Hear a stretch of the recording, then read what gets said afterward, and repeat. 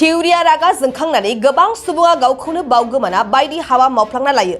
बेबायदिनो सासे फिसाया गोरबोआव गथ' गोनां गावनि बिसिखौ बुथारदों। थारैनो जोबोद दुखुनांथाव आरो सोमोनांथाव जाथाय।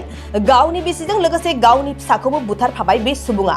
रागा जोंनायावनो गावनि नखरनि सानै सुबुंखौ बुथारनाय जाबाय। जाथायानो जादों दरं जिल्लायाव। दरं जिल्लानि करुपेटिया मावामारि गामियाव बे सोमोनांथाव जाथाया जादों।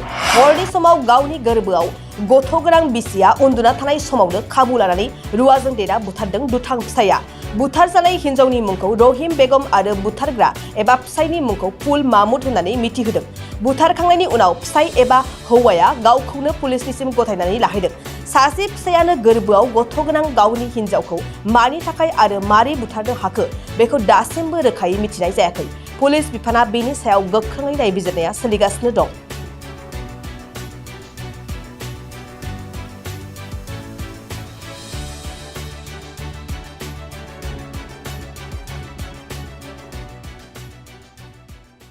बाइक अनसायगिरिफोरनि थाखाय मोनसे मोजां खौरां। Kokrajhar GD road axis bank साखाथियाव थानाय दावहारु अट' एजेन्सिया नोंथांमोननि थाखाय लाबोदों धामाका स्पेशेल अफार। खम बेसेनावनो नोंथांमोना बाजाजनि गुबुन गुबुन मडेलनि बाइक फाइनान्स खालामना नोंथांनि सिमांखौ जाफुंहोनो हागोन।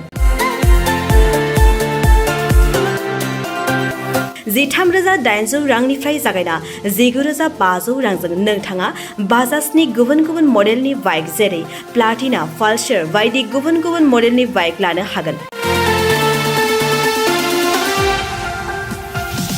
बाइकजों लोगोसे बेसेन होनाङालासे मोनफागोन गंसे हेलमेट। बाइगिरि बिथांमोना गोरलै राहाजों बाजाजनि फाइनान्स लिमिटेड नङाबा एक्सिस बेंक लिमिटेडआव फाइनान्स खालामनो हागोन। गोबांथार फोरमानलाइफोर गथायनो गोनांथि गैया। खालि फट' गांसे, पेन कार्ड, आधार कार्ड, भटार आइडि आरो सोलिबाय थानाय मोब्लिबनि बिल होयोब्लानो बे सुबिदाखौ लानो हागोन।